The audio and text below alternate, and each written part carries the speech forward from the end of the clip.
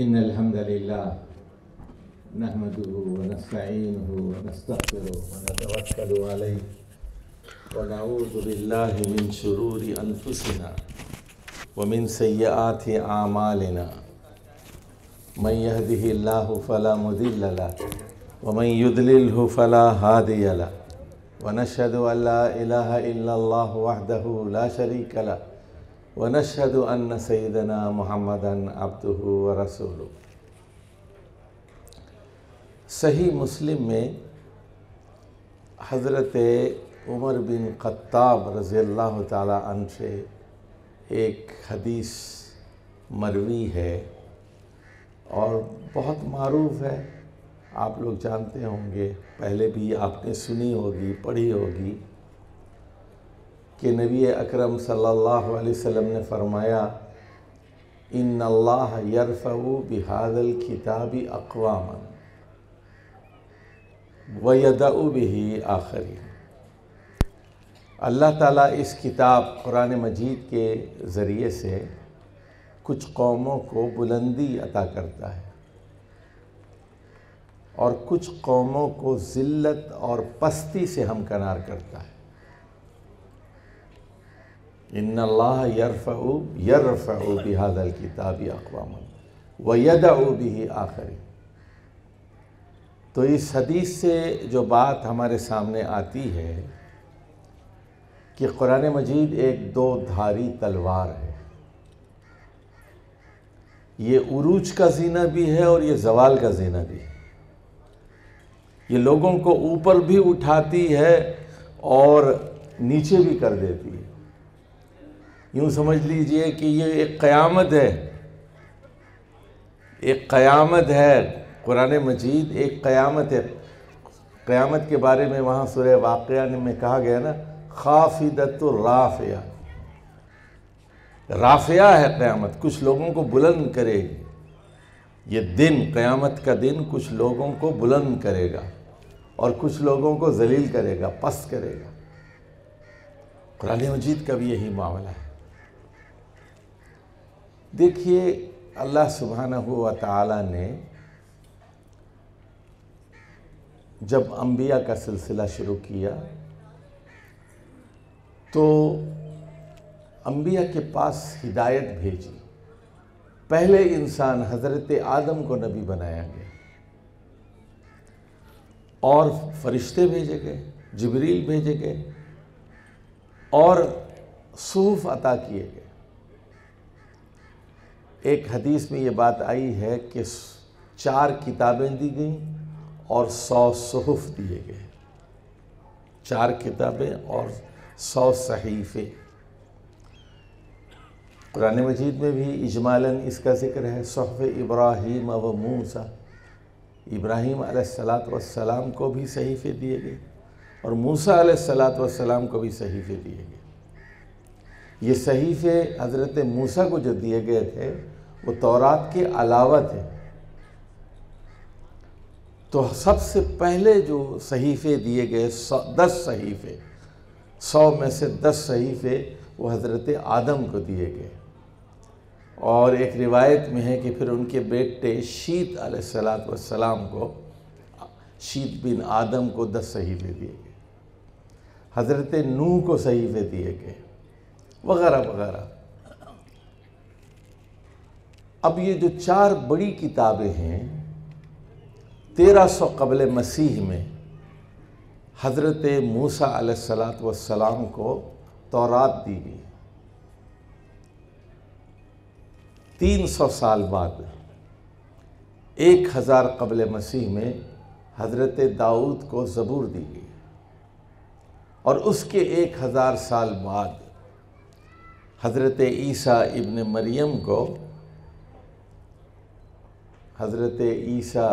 مریم کو انجیل عطا کی گئی،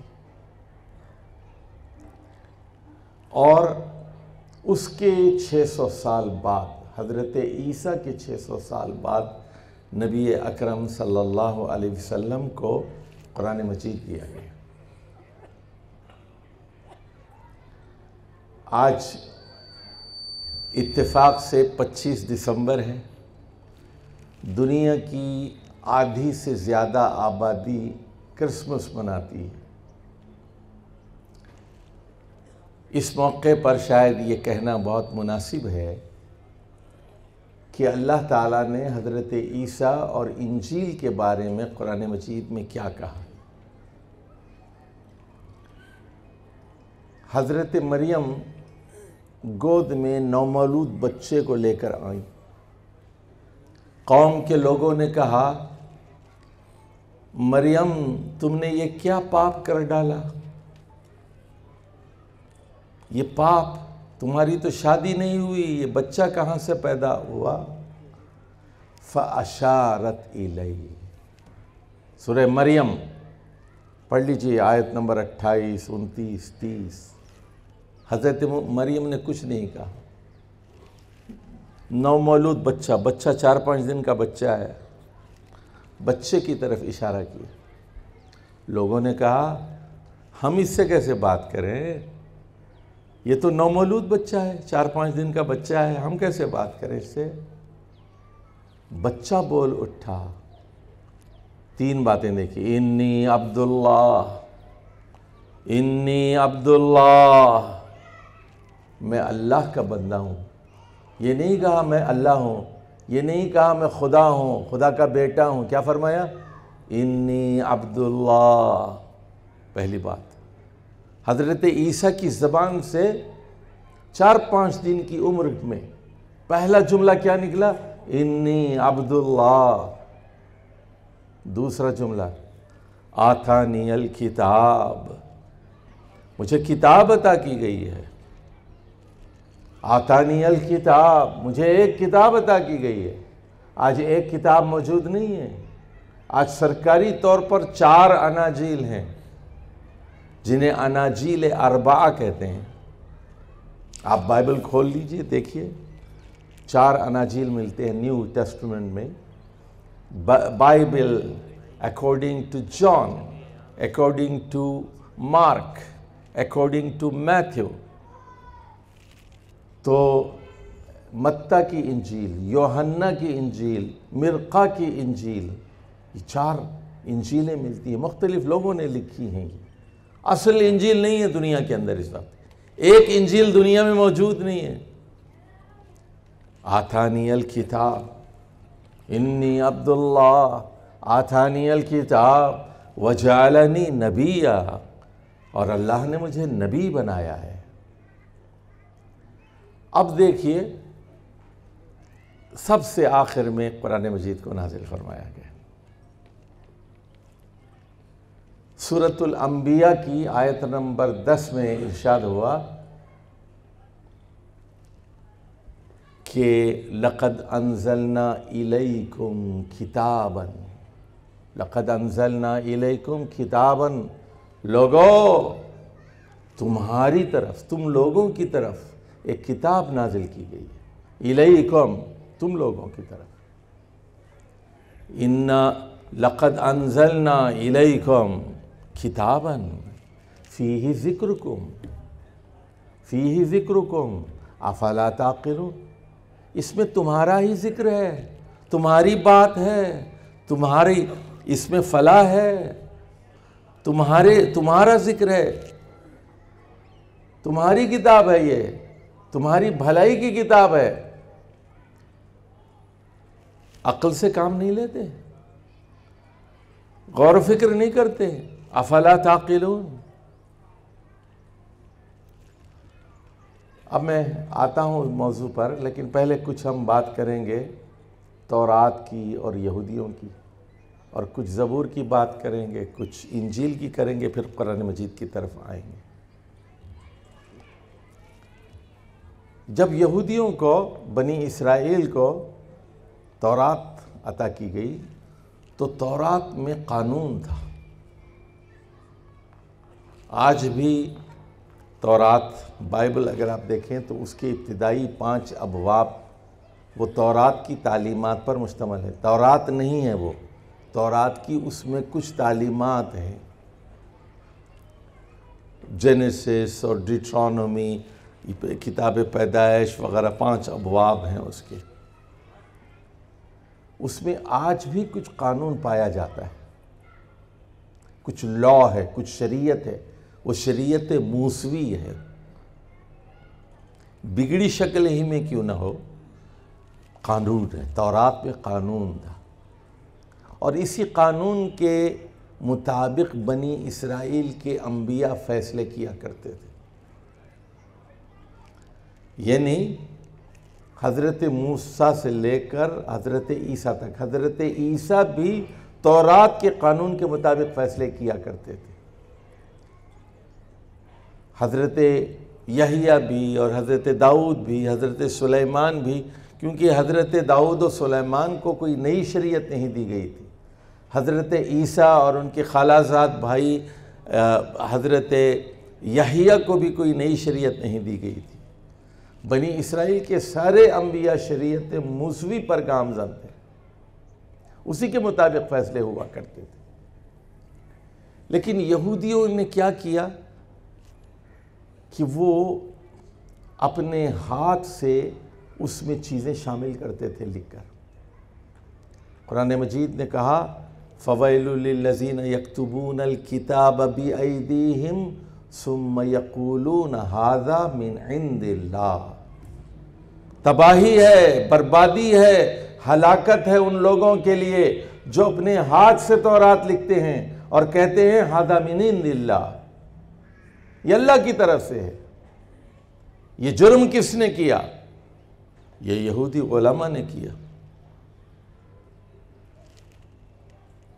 یحرفون الکلم عن مواضعہ، یہ کتاب میں تحریفات کرتے تھے، اس کو اس کے محل و پقوں سے، اس کے کانٹیکسٹ سے، اس کے سیاق و سباق سے ہٹا دیتے تھے۔ اچھا، یہ یہودی علماء بہت بڑے ڈرامہ باز تھے، یہ لوگ بڑی ایکٹنگ کرتے تھے، ایسی ایکٹنگ کہ معین اختر بھی ان کے سامنے کوئی حیثیت نہیں رکھتا تھا۔ کوئی آدمی آ کر پوچھتا تھا سود کے بارے میں کیا حکم ہے، زنا کے بارے میں کیا حکم ہے، وہ یہودی علماء جو ہے وہ تورات کھولتے تھے، تورات ایسے کھول کے یوں پڑھتے، یلوون السنتہم، زبان کو حرکت دیتے تھے، یلوون السنتہم لتحسبوہ من الکتاب، تاکہ آپ لوگ سمجھیں کہ وہ تورات سے پڑھ رہا ہے، تورات کی آیت پڑھ رہا ہے۔ وما ہوا من الکتاب لتحسبوہ من الکتاب وما ہوا من الکتاب، حالانکہ وہ تورات میں لکھا ہوا نہیں تھا، ہوتا تھا۔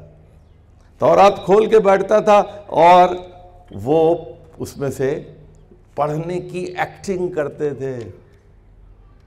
یہ تھے یہودی علماء، یہ تھے یہودی علماء، اور کچھ پیسے لے کے فتوے دیتے تھے، پیسے لے کے فتوے دیتے تھے۔ ٹھیک ہے، زنا حلال، سود حلال، یہودی سے سود کھائیں تو حرام ہے، غیر یہودی سے کوئی مسئلہ نہیں۔ یہودی کو قتل کرنا حرام ہے، لیکن غیر یہودی کے لیے ہر خون معاف ہے۔ یہ کام کیا کرتے تھے۔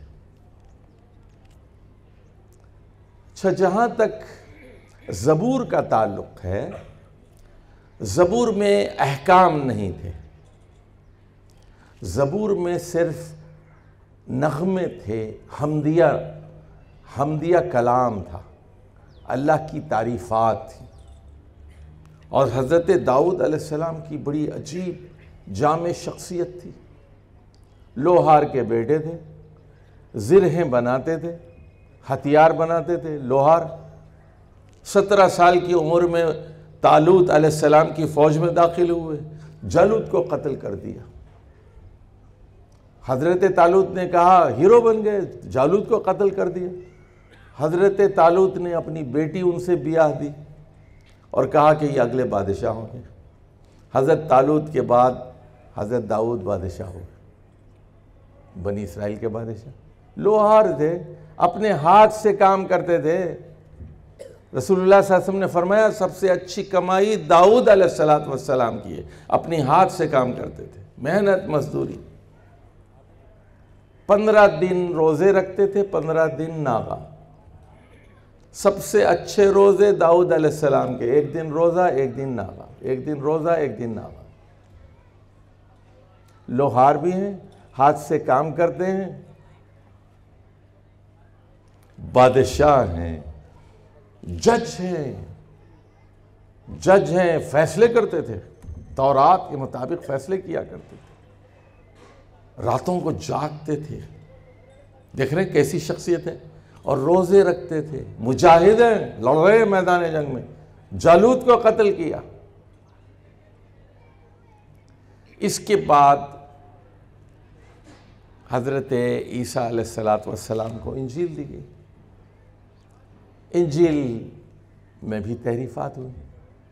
تو اب معاملہ یہ ہے کہ نہ تورات اپنی اصلی زبان میں، اصلی شکل میں، اصلی الفاظ میں محفوظ ہے، نہ زبور اپنی اصلی زبان، اپنی اصلی شکل اور اپنی اصلی الفاظ میں موجود ہے، نہ انجیل اپنی اصلی زبان، اصلی شکل اور اپنے اصلی الفاظ میں محفوظ ہے۔ اللہ سبحانہ و تعالیٰ نے آخری رسول محمد مصطفیٰ صلی اللہ علیہ وسلم پر قرآن نازل کیا، اور نہ صرف نازل کیا بلکہ یہ ضمانت دی کہ میں اس کتاب کی قیامت تک حفاظت کروں گا۔ اِنَّا نَحْنُ نَزَّلْنَا الذِّكْرَ وَإِنَّا لَهُ لَحَافِظُونَ۔ ہاں یقیناً ہم نے اس ذکر کو نازل کیا ہے اور ہم اس کی حفاظت کریں گے۔ یہ امت مسلمہ کی خوش نصیبی ہے کہ اس امت نے قرآن مجید سے محبت کی ہے، لیکن ذرا ہم دیکھیں گے کہ یہ محبت جذباتی قسم کی ہے یا شعوری قسم کی محبت ہے۔ دنیا کا کوئی بر اعظم ایسا نہیں ہے، دنیا کا شاید کوئی ملک ایسا نہیں ہے جہاں حافظ قرآن نہ پائے جاتے ہوں۔ امریکہ میں ہزاروں حافظ موجود ہیں، کینیڈا میں، یورپ میں ہزاروں حافظ موجود ہیں، آسٹریلیا میں ہزاروں حافظ موجود ہیں، افریقہ میں، جنوبی امریکہ میں حافظ موجود ہیں، اور یہاں ایشیا میں اور شرق اوسط میں اور بر صغیر ہند و پاک میں کیا کہیں۔ پاکستان کی 22 کروڑ آبادی میں غالباً 25 لاکھ سے زیادہ حافظ پائے جاتے ہیں، اور مولویوں نے پھر آپ پتہ ہی ہے ترغیبی حربے بھی استعمال کیے ہیں۔ کہتے ہیں کہ ایک بچے کو حافظ بنا دو والد صاحب کے نام سے، والدہ کے نام سے، اور جس کا بچہ حافظ قرآن ہوگا اس کو تاج پہنایا جائے گا۔ چلو جو حربے بھی استعمال کیے اس کی وجہ سے لوگ حافظ تو بن رہے ہیں بچے، لیکن لوگ قرآن پڑھتے نہیں، سمجھتے نہیں۔ ہمارے ہاں یہ بہت سارے جو علماء ہیں، درس نظامی پاس علماء ہیں، ان کے مدارس میں بھی پورا قرآن تفصیل سے نہیں پڑھایا جاتا۔ ادھر سے ایک سورت پڑھا دی، ادھر سے ایک کشاف سے پڑھا دی، ایک سورت بیداوی سے ایک سورت پڑھا دی، پورا قرآن نہیں پڑھایا جاتا۔ جلالین پڑھا دی جاتی ہے فٹافٹ۔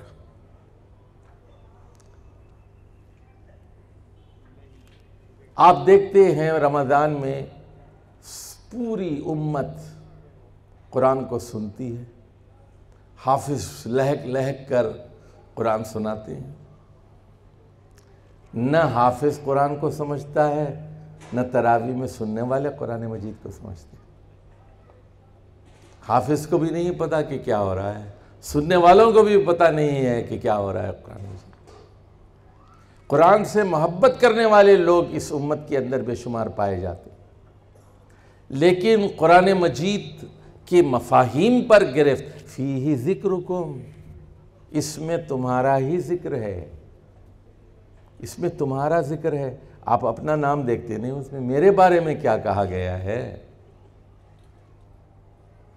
لوگ بی اے کر لیتے ہیں، ایم اے کر لیتے ہیں، پی ایچ ڈی کر لیتے ہیں، بڑے بڑے منصب پر فائز ہو جاتے ہیں، جج بن جاتے ہیں، ہائی کورٹ کے، سپریم کورٹ کے، قرآن مجید کا مفہوم نہیں پڑھا، اس کا ترجمہ کبھی نہیں پڑھا۔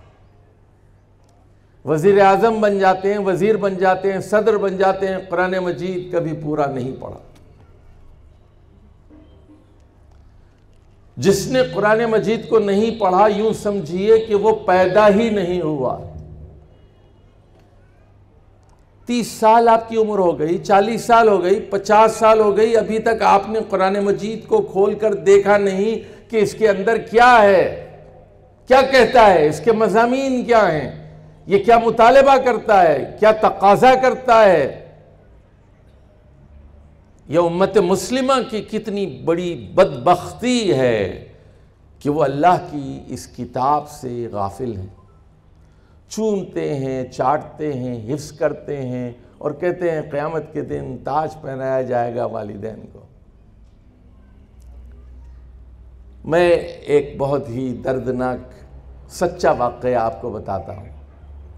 میں کینیڈا گیا تو میرے بیٹوں نے کہا کہ ہمارے کچھ دوستوں نے گارڈن میں پارٹی رکھی ہے، آپ آئیے۔ میں نے کہا آپ چلیے ساتھ۔ میں نے کہا میں نہیں جاتا یار، وہاں میں کیا کروں گا، وہاں بوڑھا آدمی ہوں 70 سال کا۔ انہوں نے کہا نہیں بابا چلیے آپ ہمارے ساتھ، باربیکیو کریں گے، کچھ کھائیں گے پیئیں گے، کھیلیں گے وغیرہ وغیرہ، بال ہے، فٹ بال وغیرہ۔ خیر وہاں کچھ فیملیز تھیں وہ ہمارے بچوں کے، اور خواتین بھی بیٹھی ہوئی تھی۔ ایک لڑکا نکر میں تھا، چڈی میں،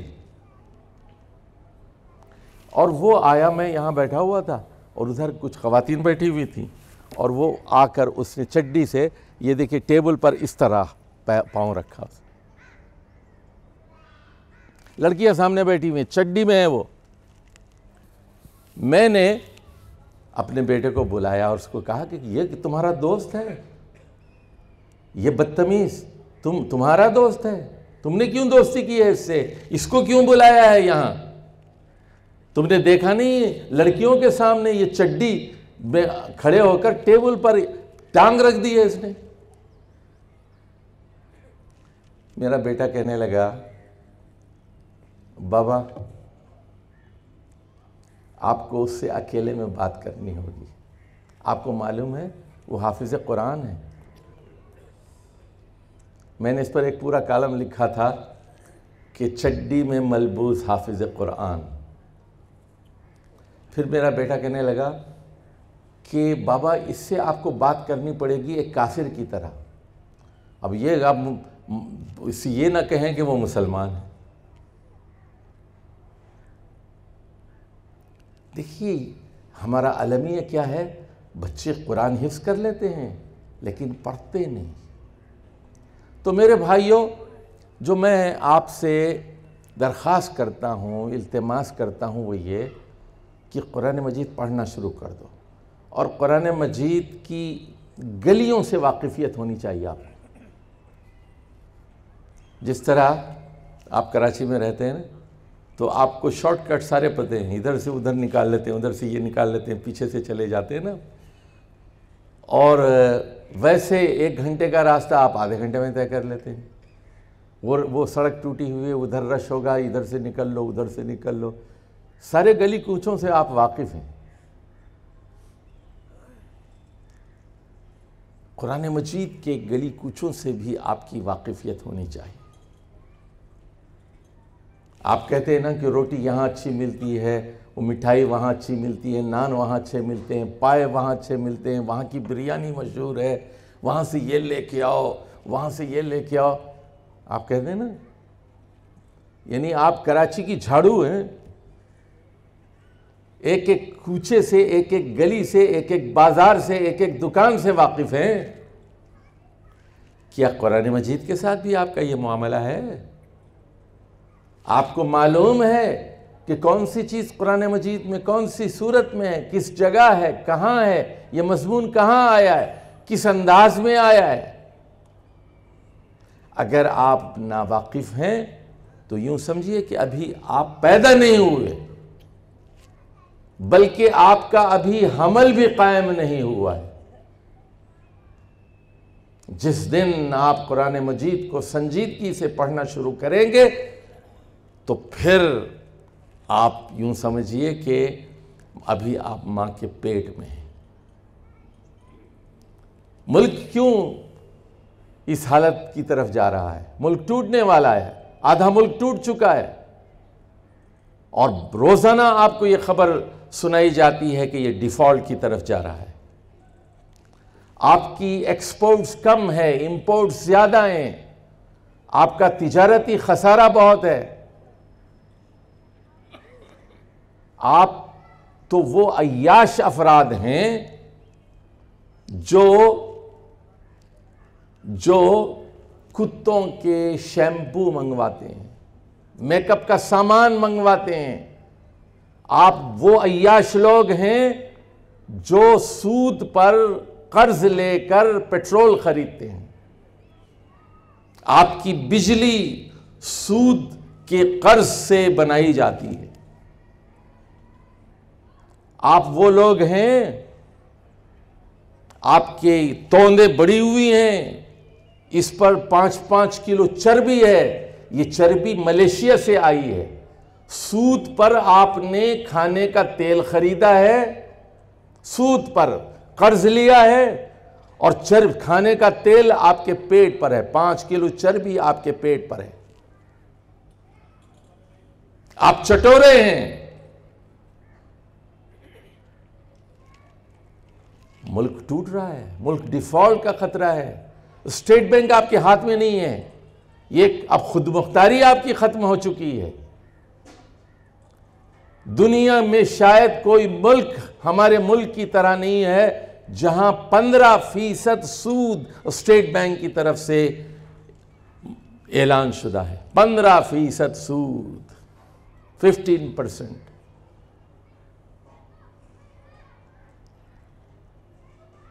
آپ ہی اپنی اداؤں پہ ذرا غور کریں، ہم اگر عرض کریں گے تو شکایت ہوگی۔ سود میں آپ کا بال بال جکڑا ہوا ہے، آپ کا بچہ پیدا ہوتے ہی، بلکہ وہ جب ماں کے پیٹ میں حمل کی صورت میں ہوتا ہے مقروض ہوتا ہے، سودی قرض میں۔ آپ کے پاس کوئی متبادل راستہ بھی نہیں ہے، متبادل راستہ بتانے والے نہیں ہیں، سوائے چند نیک روحوں کے، دینی جماعتوں کے بھی وہ باشعور اور غیور لوگ، وہ علماء، وہ کہتے ہیں سود کے خلاف ہم جنگ کریں گے، کیونکہ اللہ اور رسول کا اعلان جنگ ہے سود کے خلاف۔ تو یہ قرآن مجید سے بے اعتنائی ہے ہماری، یہ بے اعتنائی۔ اچھا میرے بھائیو، اب میں تھوڑا سا آپ کو چسکا لگانا چاہتا ہوں قرآن مجید کا۔ جیسے وہ مارکیٹنگ کرتے ہیں نا لوگ، کہتے ہیں ذرا چکھ کے دیکھیے پھر خرید لیجئے۔ آپ اللہ کی کتاب کی طرف رجوع کرو، اللہ کی کتاب کی طرف، یہی عروج کا زینہ ہے۔ اور میں آپ سے کہتا ہوں، اپنے بچوں کی شادی کرنے سے پہلے ان کو عربی زبان سکھاؤ، عربی زبان سکھاؤ پہلے، کیونکہ عربی زبان کے بغیر نہ قرآن ہے نہ حدیث ہے۔ کتاب بن عربی لعلکم تعقلون، عربی زبان میں قرآن نازل ہوا ہے، اردو میں نہیں، پنجابی بھی نہیں، سندھی میں نہیں، بلوچی میں نہیں، فارسی میں نہیں، عربی میں قرآن نازل ہوا ہے۔ قرآن عربی لعلکم تعقلون، عربی زبان میں قرآن۔ عربی کی مہارت بہت ضروری ہے، اور نوجوانی میں آپ زبان کی مہارت آ جائے تو پھر اگلا سفر بہت آسانی سے طے ہوتا ہے۔ پاکستان کا مستقبل بھی، اور امت مسلمہ کا مستقبل بھی، اور پوری عالم انسانیت کا مستقبل بھی آخری رسول اور آخری کتاب سے وابستہ ہے۔ آخری رسول اور آخری کتاب سے وابستہ ہے۔ نبی اکرم صلی اللہ علیہ وسلم نے فرمایا لو کان موسیٰ حیا، اگر موسیٰ بھی زندہ ہوتے تو ان کے لیے کوئی چارہ نہ تھا کہ وہ مجھ پر ایمان لاتے۔ عیسیٰ بھی دنیا میں دوبارہ آئیں گے تو محمد صلی اللہ علیہ وسلم کو مانے بغیر اور ان کی کتاب پر ایمان لائے بغیر اور اس پر عامل ہوئے بغیر ان کے لیے کوئی چارہ نہیں۔ تو قرآن مجید کی طرف توجہ کرنا، قرآن مجید کی طرف توجہ کرنا۔ اچھا جی، قرآن مجید آپ کھولتے ہیں تو سورہ فاتحہ کے بعد آپ کو 4 مدنی صورتیں ملتی ہیں، سورۃ البقرہ، سورۃ آل عمران، سورۃ النساء اور پھر مائدہ۔ پھر اس کے بعد 2 مکی صورتیں ملتی ہیں، الانعام اور الاعراف۔ پھر اس کے بعد 2 مدنی صورتیں ملتی ہیں، الانفال اور التوبہ۔ اور اس کے بعد پھر ایک سلسلہ مکی صورتوں کا شروع ہوتا ہے۔ شاہ ولی اللہ صاحب محدث دہلوی نے اپنی مشہور چھوٹا سا رسالہ ہے الفوز الکبیر فی اصول التفسیر، اس میں قرآن مجید کے 5 بڑے مضامین کا تذکرہ کیا ہوں کہ قرآن مجید میں ہے کیا۔ وہ کہتے ہیں 5 بڑے دائرے ہیں اس میں۔ تو سب سے پہلے تو قرآن مجید احکام کی بات کرتا ہے۔ قرآن مجید کی آیات ہیں 6234۔ ابھی نمبرنگ ہو گئی ہے، پہلے نمبرنگ نہیں تھی، آج سے 100 سال پہلے قرآن کی آیات کے نمبر نہیں لگے ہوئے تھے۔ اب اس پر اجماع بھی ہو گیا، کوئی کہتا تھا 6200 ہے، کوئی 6600 ہے، کوئی 6500 ہے، کوئی 7000 کہتا تھا۔ اب سب نمبر لگ گئے ہیں، پوری دنیا میں نمبر کے ساتھ چاہے ہوتے ہیں، ایک ہی نمبر ہے۔ سورہ بقرہ کی 286 ہے، نہ کم نہ زیادہ۔ سورہ آل عمران کی 200 آیات ہیں، نہ کم نہ زیادہ۔ نساء کی 176 ہیں، نہ کم نہ زیادہ، اور اسی طرح ساری صورتیں۔ تو یہ 6234 آیات میں سے احکام کی آیات تقریباً 350-400 ہے۔ اچھا، اب یہ ہمارے جو مدارس میں جو نظام تعلیم ہے، اس میں زیادہ زور فقہ پر ہے اور حنفی فقہ پر ہے۔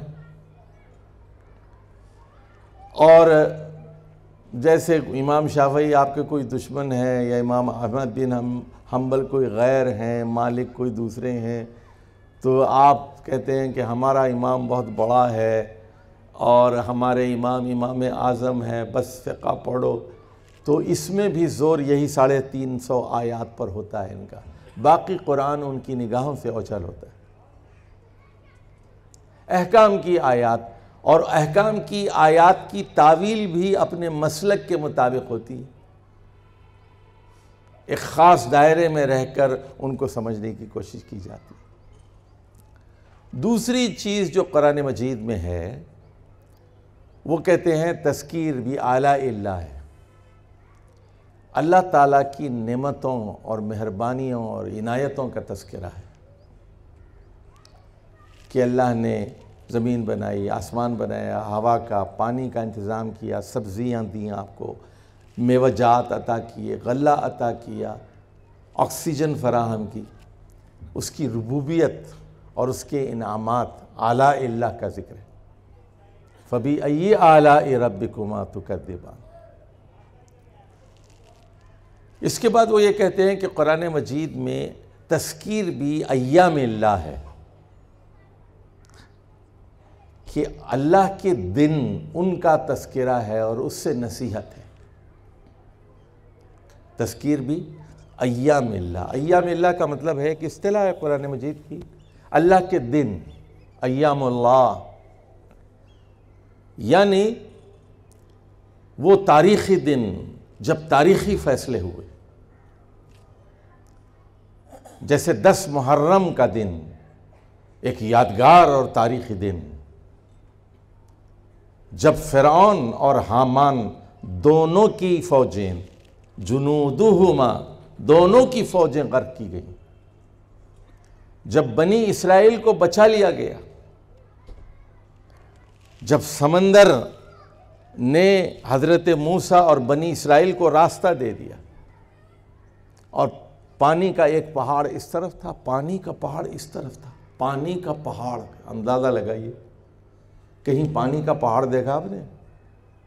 یہ دریا جا رہا ہے، ادھر دریا رک گیا، ادھر ایک دریا رک گیا، درمیان سے حضرت موسیٰ اور بنی اسرائیل، کالطود العظیم، کالطود العظیم،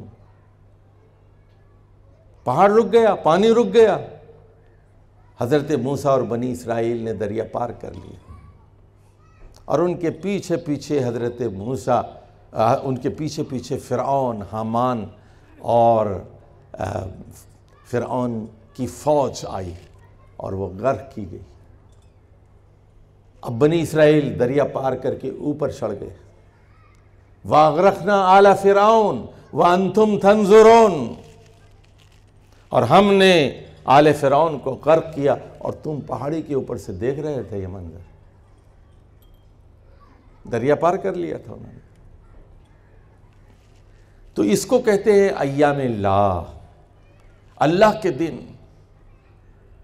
اللہ کے دن، وہ دن جب بہت بڑے فیصلے کیے گئے، وہ دن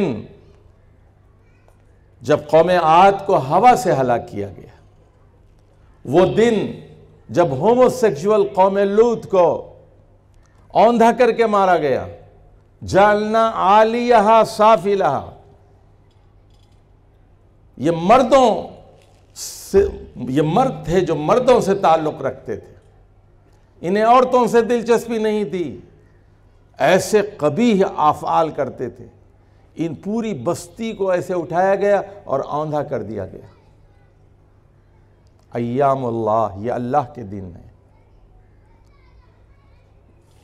بدر کا دن 313 لوگوں نے جب 1000 لوگوں کو شکست دی، 70 کفار بڑے بڑے لیڈر مارے گئے، ابو جہل مارا گیا، امیہ بن خلف مارا گیا، عقبہ بن ابی معیط قتل کیا گیا۔ ایام اللہ، تو قرآن مجید ایام اللہ کا تذکرہ کرتا ہے، اللہ کے دن، کس طرح اللہ تعالیٰ ظالم قوموں کو ہلاک کر دیتا ہے اور اپنے نیک لوگوں کو بچا لیتا ہے، اہل ایمان کو بچا لیتا ہے۔ قوموں کے عروج و زوال پر قرآن مجید ذکر کرتا ہے۔ پھر قرآن مجید میں آخرت کا تذکرہ ہے۔ قرآن مجید بار بار یہ بتاتا ہے کہ یہ دنیا عارضی ہے اور مرنے کے بعد کی دنیا ایک مستقل دنیا ہے، ایک پرماننٹ دنیا ہے، ایک ابدی دنیا ہے۔ قیامت کا تذکرہ بار بار کرتا ہے قرآن مجید، عالم غیب کی خبر دیتا ہے، چھپی ہوئی چیزوں کی خبر دیتا ہے۔ آپ نے اللہ کو نہیں دیکھا، اللہ پر ایمان لاتے ہیں، یؤمنون بالغیب۔ آپ نے فرشتوں کو نہیں دیکھا، فرشتوں پر ایمان لاتے ہیں۔ کسی نے جنات کو نہیں دیکھا، ابلیس کو نہیں دیکھا، آپ جنات پر اور شیاطین پر ایمان لاتے ہیں، ابلیس پر ایمان لاتے ہیں۔ آپ نے حوروں کو نہیں دیکھا، آپ نے جنت کو نہیں دیکھا، آپ نے دوزخ کو نہیں دیکھا، لیکن آپ ایمان لے آتے ہیں۔ کیوں ایمان لاتے ہیں؟ اس لیے کہ آپ محمد صلی اللہ علیہ وسلم کو سچا سمجھتے ہیں۔ محمد صلی اللہ علیہ وسلم سچے تھے، محمد صلی اللہ علیہ وسلم جھوٹے نہیں تھے، جو آپ کے منہ سے نکلا وہی صداقت ہے۔ ہمارے منہ سے جو نکلا وہی صداقت ہے، ہمارے منہ میں تمہاری زبان تھوڑی ہے۔ وَمَا يَنْتِقُ عَنِ الْهَوَىٰ إِنْ هُوَ إِلَّا وَحْيٌ يُوحَىٰ۔ محمد صلی اللہ علیہ وسلم خواہشات نفس سے گفتگو نہیں کرتے، جو بات آپ کی زبان سے نکلتی ہے وہ اللہ کی طرف سے وحی ہوتی ہے۔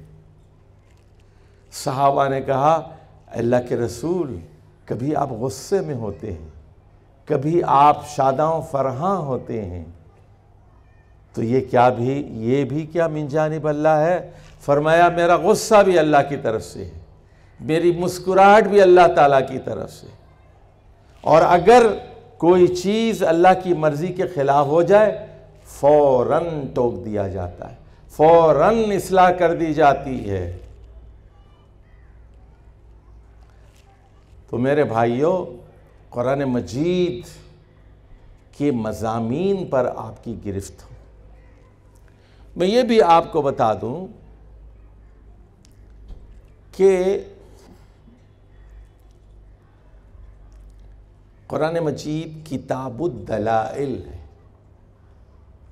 قرآن مجید کتاب الدلائل ہے، دلیلوں کی کتاب ہے۔ اس کو ذرا سمجھیے۔ جو آدمی خدا کو نہیں مانتا اس کو مطمئن کرنے کے لیے، اس کو قائل کرنے کے لیے قرآن مجید دلیلیں پیش کرتا ہے۔ جو آدمی آخرت کو نہیں مانتا، مرنے کے بعد کی زندگی کو نہیں مانتا، دوزخ اور جنت کو نہیں مانتا، قرآن مجید دلیلیں پیش کرتا ہے۔ پورے قرآن مجید میں دلائل بکھرے ہوئے ہیں، یعنی دس از اے بک آف ایویڈنس، ثبوت فراہم کرتا ہے، مطمئن کرتا ہے، قائل کرتا ہے۔ تو جو متشکک، جو بے دین، جو ملحد، خدا کو نہ ماننے والا، آخرت کو نہ ماننے والا، وہ اس کتاب کو سوچ سمجھ کر پڑھے گا، وہ نقد دل ہار بیٹھے گا۔ یہ اس پر آپ کی نگاہ ہونی چاہیے۔ اچھا جی، میں ایک اور بات، ذرا محدود ہے کیونکہ سوا بجے یہاں پہ نماز ہے۔ اچھا ٹھیک ہے، تو ابھی دوسری رات آپ پوری 12:30 بجے تک آپ کوشش کریں گے سمجھ۔ چلیے جی، دو باتیں کرتے ہوئے میں بات ختم کروں گا۔ ایک تو اقسام القرآن کے بارے میں موٹی بات سمجھ لیجئے۔ قسمیں ہیں نا قرآن میں، والعصر ہے، واللیل ہے، والضحیٰ ہے، اس بہت ساری قسمیں ہیں۔ یہ بات سمجھ لیجئے کہ سب دلیلیں ہیں۔ رات گواہی پیش کر رہی ہے، زمانہ گواہی پیش کر رہا ہے، دلیلیں ہیں۔ اور دلیل کے بعد یعنی دلیل کو ثابت کیا گیا ہے، اس کو ان قسموں کے ذریعے ان کو ثابت کیا گیا ہے۔ باقی تفصیل آپ دیکھ لیجئے۔ اب آخری بات ذرا سمجھ لیجئے، سورۃ البقرہ، میں دو چار جملوں میں اس کا خلاصہ آپ کو بتا دوں اور آپ کو سوچنے کے لیے مواد فراہم کروں اور آپ کو چسکا لگا دوں قرآن مجید کا کہ کس طرح قرآن مجید کا مطالعہ آپ کو کرنا ہے۔ اور اگر ایسا کریں گے اور نوجوان ہمارے عربی پڑھ کر قرآن کو سمجھ کر پڑھیں گے، اس ملک میں تبدیلی آئے گی، عالم اسلام میں تبدیلی آئے گی اور دنیا میں تبدیلی آئے گی، اور داعی اور مبلغ پیدا ہوں گے۔ صرف دعاؤں سے تبدیلی نہیں آتی، تبدیلی علم سے آتی ہے، استدلال سے آتی ہے۔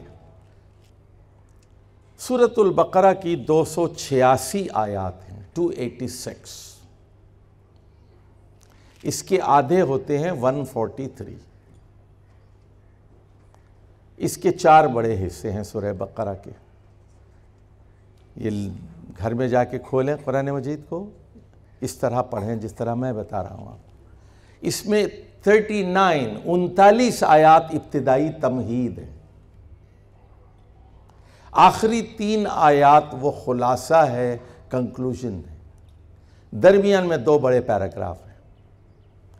پہلے 1 سے 39 تک تمہید ہے، 40 سے 142 تک دوسرا حصہ ہے، 143 سے 283 تک تیسرا حصہ ہے، 284، 285، 286 آخری 3 آیات یہ خلاصہ ہے۔ اچھا، اب تمہیدی حصے میں یہ بات کہی گئی ہے کہ انسانوں کی 3 قسمیں ہیں، ایک مومنین ہیں، ایک کافرین ہیں، ایک منافقین ہیں۔ اس میں سے 2 گروہ دوزخ میں جائیں گے اور 1 گروہ جنت میں جائے گا۔ مومنین کا، کافرین اور منافقین دوزخ میں جائیں گے۔ اور دعوت دی گئی یا ایھا الناس اعبدوا ربکم، اور انسان خلیفہ ہے اور اس کا ایک دشمن ہے ابلیس، انہ لکم عدو مبین۔ تمہیدی حصہ 39 آیات پر۔ اب اس کے بعد ہے جناب بنی اسرائیل کا ذکر۔ بنی اسرائیل کا زمانہ ہے 1900 قبل مسیح سے رسول اللہ صلی اللہ علیہ وسلم کی بعثت تک، 2500 سال تک ان کی لیڈرشپ ان کی رہی۔ انی فضلتکم علی العالمین، یہ آیت 2 مرتبہ آئی ہے، 47 میں بھی آئی ہے، 122 میں بھی آئی۔ ان دونوں کے درمیان بنی اسرائیل کے خلاف فرد جرم ہے، چارج شیٹ ہے۔ بنی اسرائیل مسلمان قوم تھی، انبیاء بھیجے گئے، موسیٰ علیہ السلام کی قوم ہے، داؤد علیہ السلام، سلیمان علیہ السلام کی قوم ہے، عیسیٰ علیہ السلام کی قوم ہے، کئی انبیاء بھیجے گئے ان کے پاس، کتابیں بھیجی گئی ان کے پاس۔ فضلتکم علی العالمین کا تاج ان کے سر پر تھا، دنیا کی بہترین قوم تھی، لیکن یہ نافرمان تھے، نافرمان تھے یہ۔ اب اس کے تفصیل میں نہیں جاؤں گا، ہمارے پاس وقت نہیں، وہ پڑھ لیجئے ان کی چارج شیٹ کیا ہے۔ اللہ نے ان کو معزول کیا 2500 سال کے بعد، ان کو اٹھا کے پھینک دیا۔ You are no more leader, you are no more capable to lead the world, آپ اس قابل نہیں ہیں کہ آپ دنیا کی امامت کر سکے، آپ نافرمان قوم ہیں، آپ نے کتابوں میں تحریف کی، احکام بدل دیے، آپ اللہ کے دشمن ہیں۔ اور 143 میں کہا گیا وَكَذَلِكَ جَعَلْنَاكُمْ أُمَّةً وَسَطًا، اس طرح ہم نے آپ کو ایک معتدل قوم بنایا۔ You are new managers of the world، آپ دنیا کے نئے امام ہیں، وہ امامت کے منصب سے معزول کر دیے گئے، اب آپ کے سر پر امامت کا تاج ہے۔ دنیا کی رہنمائی کرنا اب امت مسلمہ کا کام ہے۔ آپ امت وسط ہیں، معتدل قوم ہیں، انتہا پسند نہیں ہے، معتدل قوم ہیں، آپ دہشت گرد نہیں ہیں، آپ خود کش حملے نہیں کرتے، ریاست کے خلاف سازش نہیں کرتے، آپ معتدل قوم ہیں۔ آپ کا کام کیا ہے؟ شہادت حق، لِتَكُونُوا شُهَدَاءَ عَلَى النَّاسِ۔ اور پھر نئے مینیجر کو بتایا گیا کہ اسے کیا کرنا ہے۔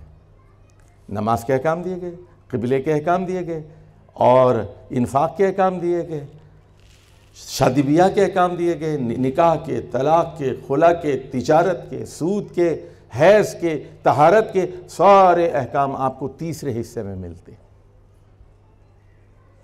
تو سورۃ البقرہ کو پہلے رکھا گیا، سورہ فاتحہ کے بعد اس سورت کو اس لیے رکھا گیا ہے۔